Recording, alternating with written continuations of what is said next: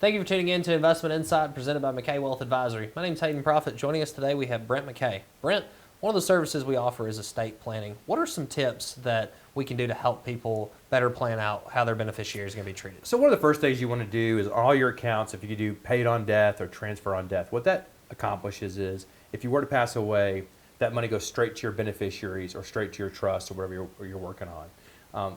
There's huge benefits of that. Obviously, because most financial institutions offer that with paperwork, it saves some fees and costs because you don't have to go through the legal system. You can do it directly. Now, one thing, a caveat there is, and we saw this recently with a gentleman who had a girlfriend back in the 80s, and he had put his girlfriend on as his beneficiary in his IRA account. Well, he eventually got married to somebody else and had kids with somebody else. Well, because he had named that girlfriend as his beneficiary, she got that money, and the Supreme Court ruled that money was hers, even though he never had a family with her, and it had been 20 plus years, and he had died suddenly. So make sure, we encourage this anyway, review all your beneficiary elections on all your accounts, because it is the norm to see mistakes here. So make sure you're reviewing that norm. That's why we do annual reviews, is we want to review. It's one of the points that we hit on every time. Yeah. It's like, let's look at your beneficiaries here. Right, and that's a big part of it. The other big thing, of course, is have a will. A lot of people, I'm going to get to that will. I don't want to call that lawyer. I don't want to do it. Well, we've got contacts that can help you get to the right lawyer for what you need, but have a written will that just says, hey, if something happens to me, this is where it goes. Because if you don't have a will, the state of Tennessee or the state that you're in has one for you. Right, and that's one of the things that you want to avoid in having that will. You also may want to look at a trust. If you are worried about inheritance tax, if you're worried about capital gains treatment, if you have properties, if you've got farmland, there are certain types of trusts that we've covered in previous videos that can help benefit you from a liability perspective, from a capital gains treatment, maybe from an income tax treatment. Right. So you might want to utilize that. Right now, you can give $18,000 a year away to anybody you want, except for your financial advisors because of the fiduciary duty, but not to to other people. You give $18,000, no questions asked. You also have a lifetime gift credit of a little bit over $13,300,000 plus that you can give away to people now. And so in 2026, a lot of these estate taxes start coming back if the laws are not changed. With a lot of the benefits we've gotten where some of these tax cuts have been in effect, and these changes can very easily change, after in 2026. Sure. So you probably want to look at some of that estate planning. If you've got a family farm, if you've got some significant assets, now is the time to start getting on your radar, because let's be honest, if those changes start occurring next year, all these attorneys and these people that do this kind of work are going to be so busy that we'll be talking about, you can get on their calendar in 6 or 8 months. Yeah. And you may not have time to get what you need done. So do that now. But have that will. A lot of people don't realize that you can actually handwrite a will with a witness in your own handwriting, and it'll hold up. So if you, just a simple thing, have something basic there. And then we do obviously offer where we can save copies of that on our encrypted cloud system to where, that can be a record if something happened. It does need to be an original copy for a will, I believe. But having a copy is helpful in case someone destroys or damages or the will happens to disappear.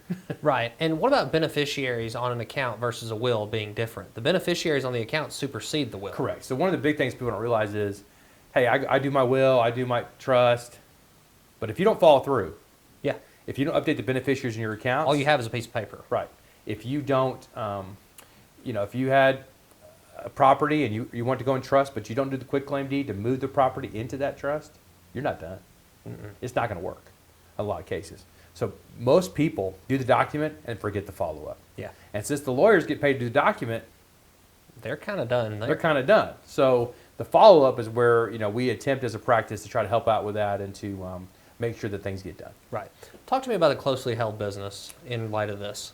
So a lot of times with smaller businesses, there becomes an issue because a lot of times, with families, is when you get married, you get to pick who you marry.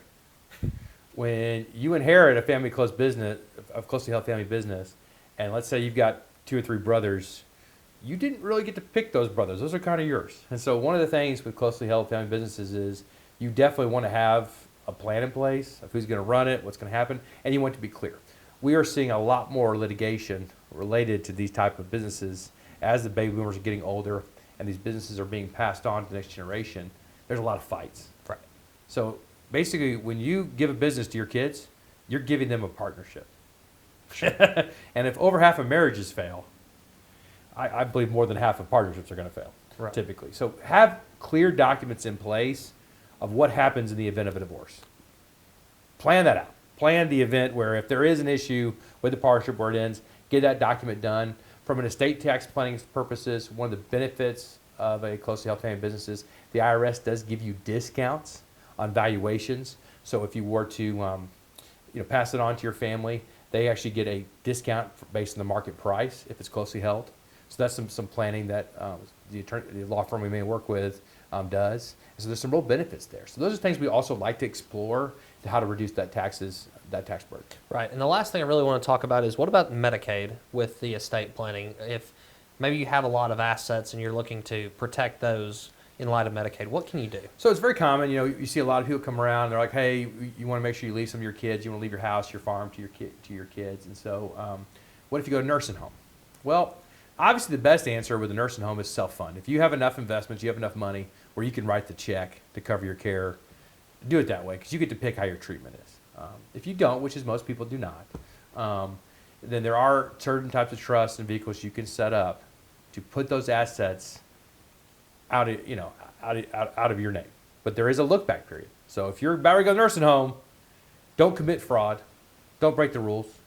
I was just reading a Wall Street Journal article on a prominent dentist who decided basically to make illegal tax shelters. Well, if it sounds too good to be true, it probably is.